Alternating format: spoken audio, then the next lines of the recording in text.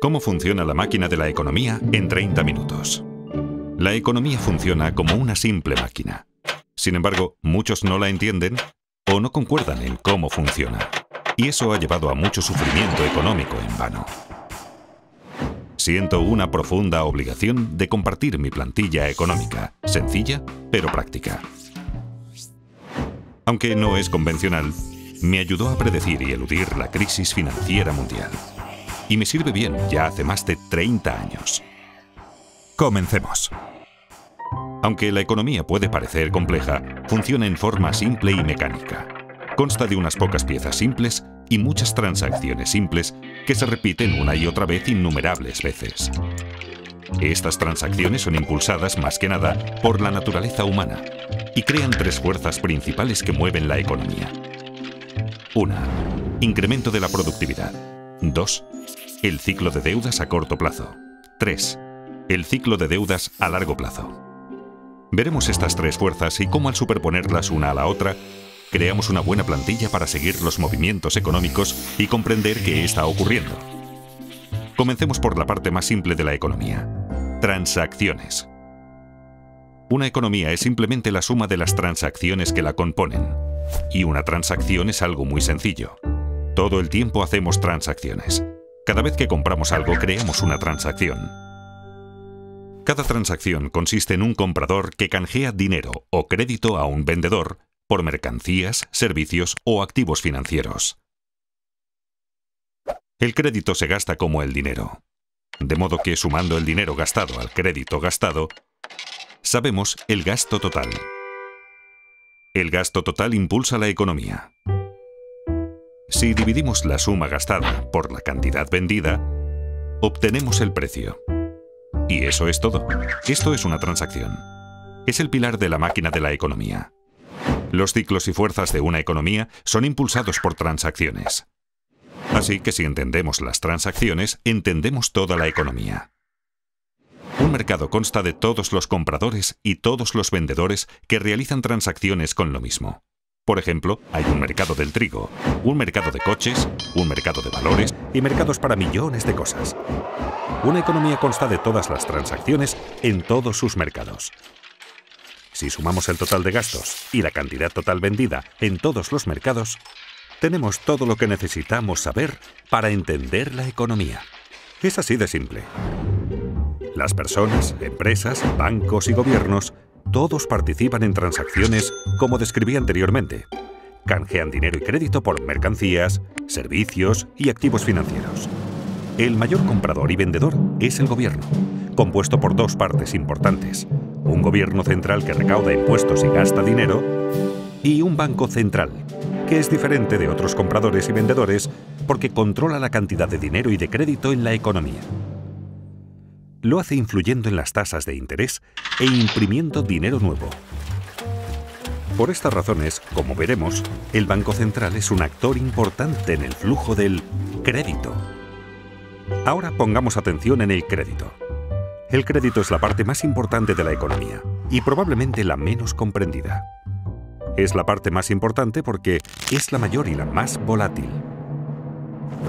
Así como compradores y vendedores van al mercado a hacer transacciones, también los prestadores y los prestatarios. Los prestadores suelen querer convertir su dinero en más dinero. Y los prestatarios suelen querer comprar algo que no pueden pagar, como una casa o un coche, o quieren invertir en algo como iniciar una empresa. El crédito puede ayudar tanto a prestadores como a prestatarios a obtener lo que desean. Los prestatarios prometen devolver la suma prestada llamada el capital, más una suma adicional llamada interés. Cuando las tasas de interés son altas, se toman menos préstamos porque son caros. Cuando las tasas de interés son bajas, se toman más préstamos porque son más baratos. Cuando los prestatarios prometen devolver el préstamo y los prestadores les creen, se crea el crédito. Dos personas cualesquiera pueden acordar el crear crédito de la nada. Esto parece bastante sencillo, pero el crédito es escurridizo porque tiene nombres diferentes. Una vez generado el crédito, se convierte de inmediato en deuda. La deuda es un activo para el prestador y un pasivo para el prestatario. En el futuro, cuando el prestatario devuelva el préstamo con intereses, activo y pasivo desaparecerán y la transacción queda saldada. Entonces, ¿por qué es el crédito tan importante? Porque cuando un prestatario obtiene crédito, puede aumentar sus gastos. Y hay que recordar, el gasto impulsa la economía. Eso es porque el gasto de una persona es el ingreso de otra persona. Pensemos que cada dólar que gastamos, alguien lo gana. Y cada dólar que ganamos fue gastado por alguien. Así que cuando gastamos más, alguien gana más. Cuando los ingresos de alguien aumentan, los prestadores están más dispuestos a prestarle dinero porque ahora es más digno de crédito. Un prestatario digno de crédito tiene dos cosas: la capacidad de devolver el préstamo y un aval. Tener ingresos altos comparados con la deuda le permite devolver dinero. En caso de no poder hacerlo, tiene activos valiosos como aval que pueden venderse. Esto hace que los prestadores se sientan cómodos al prestarle dinero. Así, mayores ingresos permiten tomar más préstamos, que a su vez permiten mayores gastos. Y como los gastos de una persona son los ingresos de otra, esto lleva más préstamos y así sucesivamente. Esta conducta se realimenta y conduce al crecimiento económico. Y por eso tenemos ciclos. En una transacción hay que dar algo para obtener algo. Y cuánto obtenemos depende de cuánto producimos. Con el tiempo aprendemos y esos conocimientos acumulados elevan los niveles de vida. A esto lo llamamos crecimiento de la productividad. Quienes son creativos y trabajan duro aumentan su productividad y sus niveles de vida con mayor rapidez que aquellos complacientes y perezosos. Aunque no necesariamente a corto plazo. La productividad cuenta más a largo plazo. El crédito a corto plazo. Esto es porque el crecimiento de la productividad no fluctúa mucho, así que no es un propulsor importante de los vaivenes económicos. La deuda sí lo es, porque al adquirirla nos permite consumir más de lo que producimos, y nos obliga a consumir menos de lo que producimos cuando la reintegramos.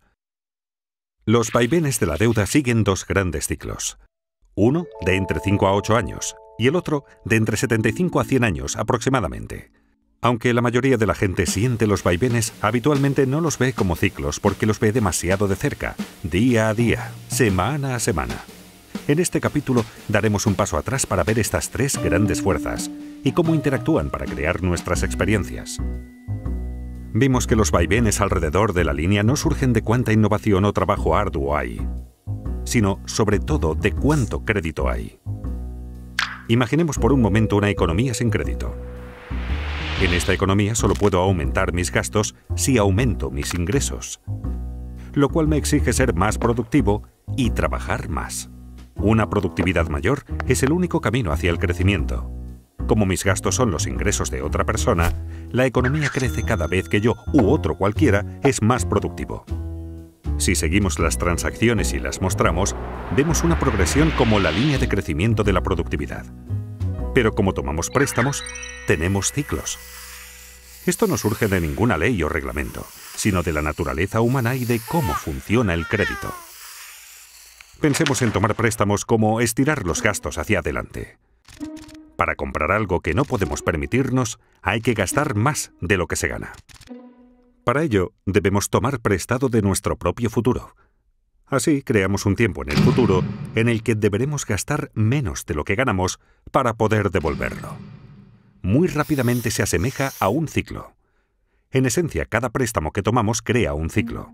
Esto es tan cierto para un individuo como para la economía. Por eso es tan importante entender el crédito, porque pone en marcha una serie de acontecimientos futuros, mecánicos y predecibles. Esto diferencia el crédito del dinero. El dinero es aquello con que saldamos transacciones. Cuando compramos una cerveza con efectivo, la transacción queda saldada de inmediato. En cambio, si la compramos con crédito, es como abrir una cuenta en el bar. Prometemos pagar en el futuro. Y junto al barman, creamos un activo y un pasivo. Acabamos de crear crédito de la nada. Solo más tarde, al pagar la cuenta del bar, desaparecen el activo y el pasivo. La deuda se esfuma y la transacción está saldada. En realidad, lo que la mayoría llama dinero es de hecho crédito. El total de crédito en Estados Unidos es de unos 50 millones de dólares, y el total del dinero circulante es de apenas unos 3 millones de millones. Recordemos, en una economía sin crédito, la única forma de gastar más es producir más. Pero en una economía con crédito, también podemos gastar más pidiendo préstamos. Como resultado, en una economía con crédito el gasto es mayor, permitiendo a los ingresos subir más rápido que la productividad a corto plazo, pero no a largo plazo. Ahora bien, no me malinterpreten. El crédito no es necesariamente algo malo que solo causa ciclos. Es malo cuando financia un exceso de consumo que no puede reembolsarse. Sin embargo, es bueno cuando asigna recursos con eficacia y produce ingresos que nos permiten devolver la deuda. Por ejemplo, si tomamos un préstamo para comprar una televisión grande, el aparato no genera ingresos para que devolvamos lo prestado. Pero si tomamos un préstamo para comprar un tractor y así poder cosechar mayores cultivos y ganar más dinero, podremos devolver lo prestado y mejorar nuestro nivel de vida. En una economía con crédito, podemos seguir las transacciones y ver cómo el crédito genera crecimiento. Veamos un ejemplo. Imaginemos que ganamos $100.000 anuales y no tenemos deuda alguna. Entonces, si nos prestan $10.000, supongamos que en una tarjeta de crédito podríamos gastar $110.000, aunque en realidad solo ganamos $100.000. Como mis gastos son los ingresos de otro, alguien está ganando $110.000. La persona que está ganando $110.000 sin tener deuda alguna puede tomar prestados $11.000 y así gastar $121.000, aunque en realidad solo ganó $110.000. Sus gastos son los ingresos de otro, y siguiendo las transacciones podemos comenzar a ver cómo este proceso sigue una pauta que se refuerza a sí misma. Pero recordemos, tomar préstamos crea ciclos, y si el ciclo sube, en algún momento deberá bajar. Esto nos lleva al ciclo de deuda a corto plazo. Cuando aumenta la actividad económica vemos una expansión, la primera fase del ciclo de deudas a corto plazo. El gasto sigue creciendo y los precios comienzan a subir. Esto ocurre porque el mayor gasto es alimentado por el crédito, que puede crearse instantáneamente de la nada. Cuando el gasto y el ingreso aumenta más rápido que la producción de bienes, los precios suben. La subida de precios se llama inflación. El Banco Central no desea demasiada inflación porque causa problemas. Al ver que los precios suben, el banco sube las tasas de interés. Con tasas de interés más altas, menos personas pueden permitirse tomar préstamos y el coste de las deudas existentes sube. Por ejemplo, suben los pagos mensuales de nuestras tarjetas de crédito.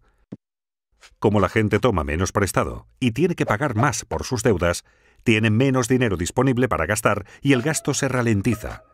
Y como los gastos de una persona son los ingresos de otra, los ingresos bajan y así sucesivamente. Cuando la gente gasta menos, los precios bajan. Eso se llama deflación. La actividad económica disminuye y tenemos una recesión. Si la recesión se torna demasiado grave y la inflación ya no es un problema, el Banco Central bajará las tasas de interés para que todo vuelva a remontar. Con tasas de interés bajas, los reintegros de las deudas se reducen, se toma más prestado y se gasta más, y vemos otra expansión. Como vemos, la economía funciona como una máquina. En el ciclo de deuda a corto plazo, el gasto se restringe solo por la voluntad de prestadores y prestatarios de dar y recibir crédito. Cuando el crédito se obtiene con facilidad, hay expansión económica. Cuando no se obtiene fácilmente, hay una recesión. Y atención, este ciclo es controlado en primer lugar por el Banco Central. El ciclo de deuda de corto plazo suele durar de 5 a 8 años y se repite una y otra vez durante décadas. Pero notarán que la parte inferior y la superior de cada ciclo terminan con mayor crecimiento que el ciclo anterior y con más deuda. ¿Por qué? Porque la gente lo empuja. Se inclina más a tomar préstamos y gastar que a pagar deudas. Es la naturaleza humana. Por eso mismo, a la larga, las deudas crecen más rápido que los ingresos, creando el ciclo de deudas a largo plazo. Aunque la gente está más endeudada, los prestadores dan crédito con mayor facilidad. ¿Por qué? porque todos consideran que las cosas van muy bien. La gente piensa solo en los acontecimientos recientes. ¿Y qué fue lo que ocurrió recientemente? Los ingresos subieron. Los valores de los activos suben. El mercado bursátil ruge. Es un boom. Conviene comprar mercancías, servicios y activos financieros con dinero prestado. Cuando la gente hace mucho de eso, le llamamos una burbuja. De modo que aunque las deudas hayan ido creciendo, los ingresos han crecido casi tan rápido como para compensarlas. A la relación entre deuda e ingresos la llamaré carga de la deuda. Mientras los ingresos sigan subiendo, la carga de la deuda se mantiene manejable. Simultáneamente, los valores de los activos suben vertiginosos. La gente toma préstamos gigantescos para comprar activos para inversión y hace que su precio suba aún más. La gente se siente rica. De modo que hasta con muchísima deuda acumulada, los ingresos y los activos en alza ayudan a los prestatarios a mantenerse dignos de crédito por mucho tiempo. Obviamente es algo que no puede continuar para siempre. Y no ocurre. Con las décadas, la carga de la deuda aumenta lentamente y crea reembolsos crecientes. Cuando estos reembolsos comienzan a crecer más rápido que los ingresos, obligan a la gente a recortar sus gastos. Y como los gastos de una persona son los ingresos de otra, los ingresos comienzan a bajar, lo que convierte a la gente en menos digna de crédito y reduce los préstamos tomados. Los pagos para saldar deudas continúan subiendo, haciendo que los gastos caigan más aún y el ciclo se invierta. Este es el cénit de la deuda a largo plazo. Las cargas de la deuda se han vuelto demasiado grandes. En Estados Unidos, Europa y buena parte del mundo, esto ocurrió en 2008. Ocurrió por la misma razón que en Japón en 1989 y en Estados Unidos en 1929. La economía comienza ahora a desapalancarse. En esta fase, la gente reduce el gasto, el ingreso baja, el crédito desaparece, los activos caen, los bancos sufren, las bolsas se desmoronan, las tensiones sociales aumentan y todo comienza a realimentarse en el sentido opuesto. A medida que caen los ingresos y suben los pagos por deudas, los prestatarios quedan restringidos. Ya sin derecho a crédito, sus créditos se agotan y ya no pueden tomar suficiente dinero prestado para saldar sus deudas. Desesperados, los prestatarios se ven obligados a vender activos. La fiebre de ventas inunda el mercado. Aquí es donde colapsa la bolsa. El mercado inmobiliario se hunde y a los bancos se les complican las cosas. Cuando los activos bajan de precio, bajan los valores de los avales de los prestatarios. Esto hace que los prestatarios merezcan aún menos crédito. La gente se siente pobre. El crédito desaparece rápidamente. Menos gasto, menos ingreso, menos riqueza, menos crédito, menos préstamos tomados y así sucesivamente. Es un círculo vicioso. Se asemeja a una recesión, pero la diferencia aquí es que no se pueden bajar las tasas de interés para salvar la situación. En una recesión, la baja de tasas estimula la toma de préstamos. Pero en un desapalancamiento, bajar las tasas no sirve, pues las tasas de interés ya están bajas y llegan pronto al 0%. Así que se acaba el estímulo. Las tasas de interés en Estados Unidos llegaron al 0% durante el desapalancamiento de la década de 1930 y nuevamente en 2008. La diferencia entre una recesión y un desapalancamiento es que en este, la carga de la deuda sobre los prestatarios creció demasiado y no pudo aliviarse bajando las tasas de interés. Los prestadores comprenden que deudas tan excesivas no pueden ser devueltas totalmente.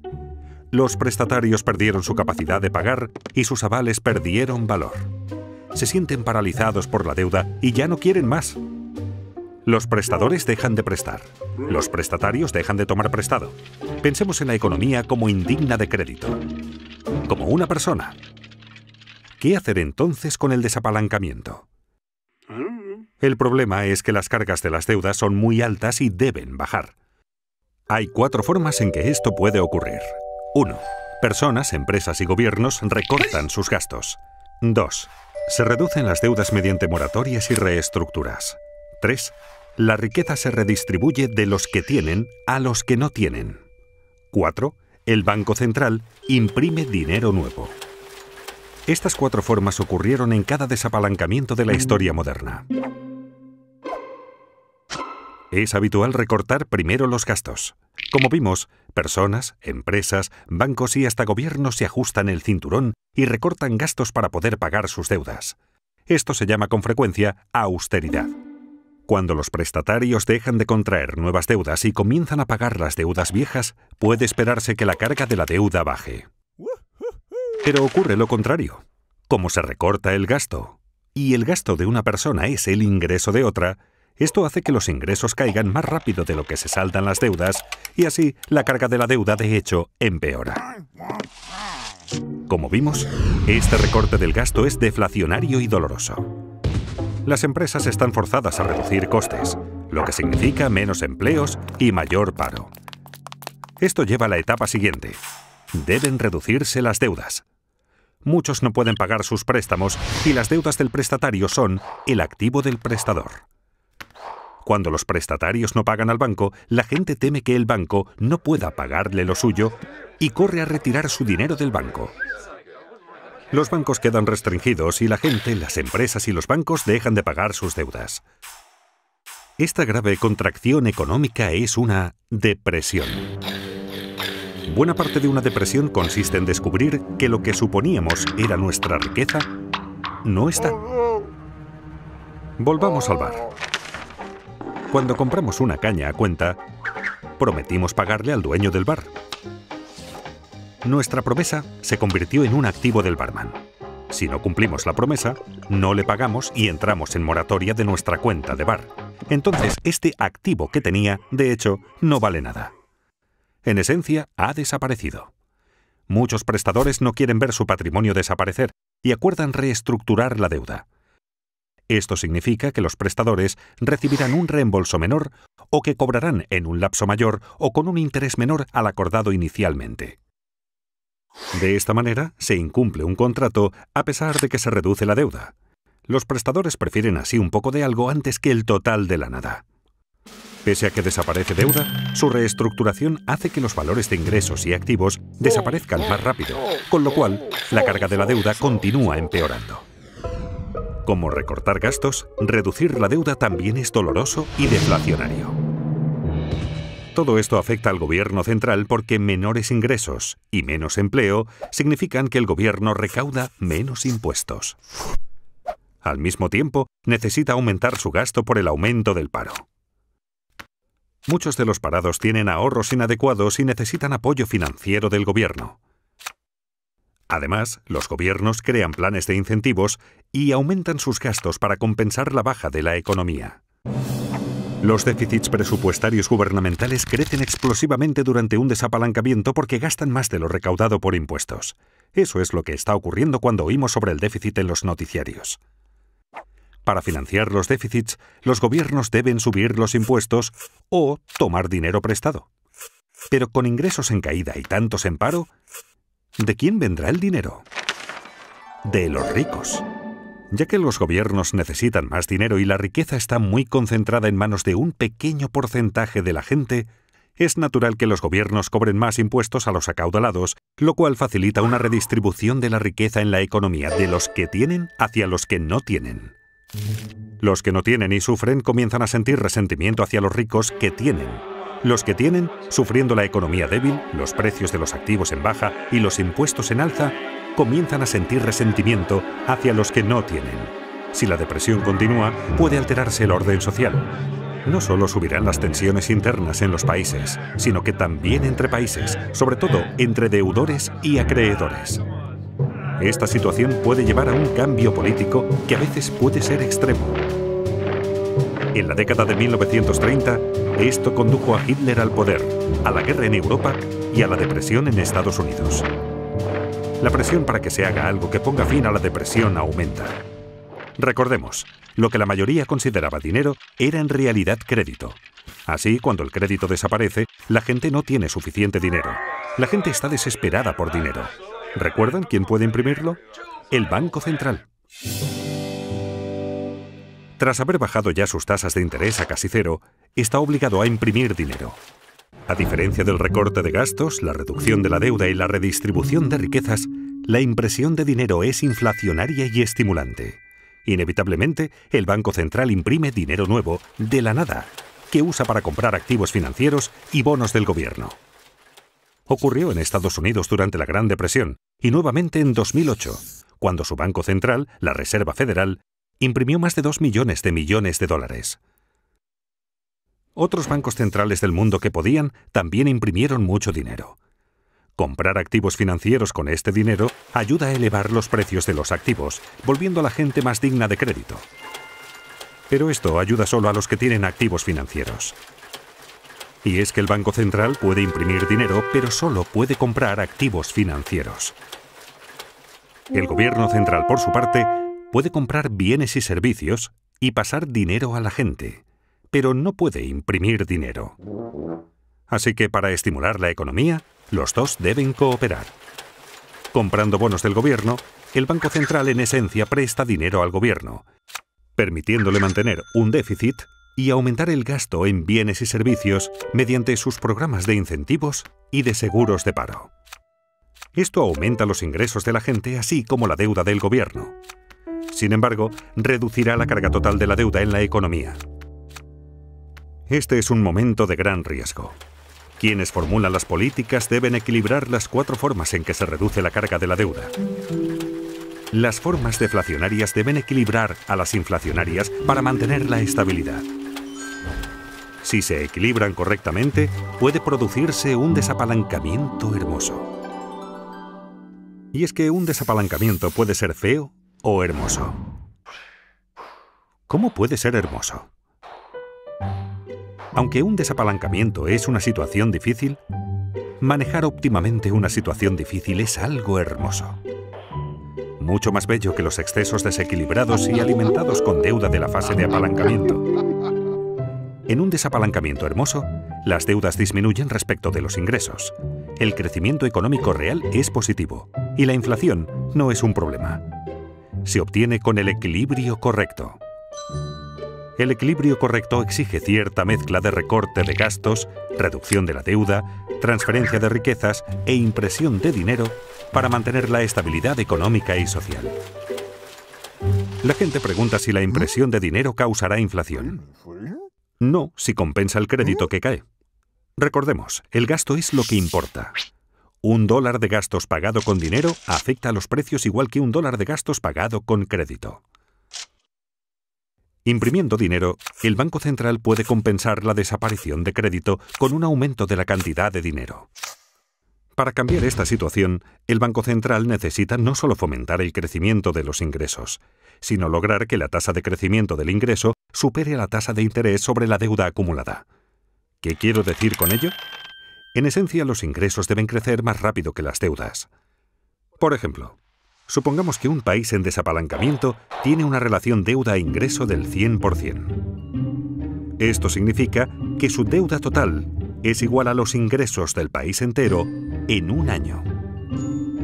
Pensemos ahora en la tasa de interés sobre esa deuda, digamos que del 2%. Si la deuda crece al 2% por esa tasa de interés y el ingreso crece solo al 1%, jamás se reducirá la carga de la deuda. Se necesita imprimir suficiente dinero para que la tasa de crecimiento del ingreso supere a la tasa de interés.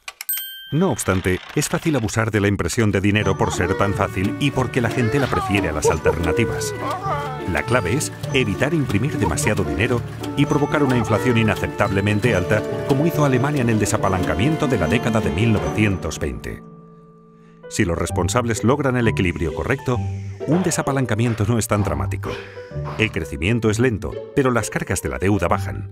Así es un desapalancamiento hermoso. Con los ingresos en alza, los prestatarios comienzan a parecer más dignos de crédito. Y cuando esto ocurre, los prestadores vuelven a prestar. Las cargas de las deudas comienzan por fin a bajar. Al poder tomar préstamos, la gente puede gastar más. La economía comienza ahora a crecer nuevamente hacia la fase de reflación del ciclo de deudas a largo plazo. Aunque el desapalancamiento puede ser horrible si se maneja mal, cuando se maneja adecuadamente, solucionará el problema. Lleva unos 10 años o más el que las cargas bajen y la actividad económica retorne a la normalidad. Y de ahí la expresión década perdida. En conclusión, por supuesto, la economía es un poco más compleja de lo que esta plantilla sugiere. Pero superponiendo el ciclo de deuda a corto plazo al de deuda a largo plazo, y a ambos encima de la línea de crecimiento de la productividad, obtenemos un modelo razonable para ver dónde hemos estado, dónde estamos y hacia dónde es probable que vayamos. En resumen, hay 3 reglas prácticas que me gustaría que les quedaran de esta charla. La primera, que la deuda no crezca más rápido que los ingresos, porque las cargas de la deuda terminarán aplastándonos. La segunda, que los ingresos no crezcan más rápido que la productividad, porque eso nos hará no competitivos. Y la tercera, hacer todo lo posible para aumentar la productividad, pues a largo plazo es lo que más importa. Son consejos sencillos para todos, incluidos los responsables de políticas. Sorprendentemente, la mayoría de la gente, y también de los responsables de políticas, no presta atención suficiente a esto. Esta plantilla ha funcionado en mi caso, y espero que funcione en el vuestro. Muchas gracias.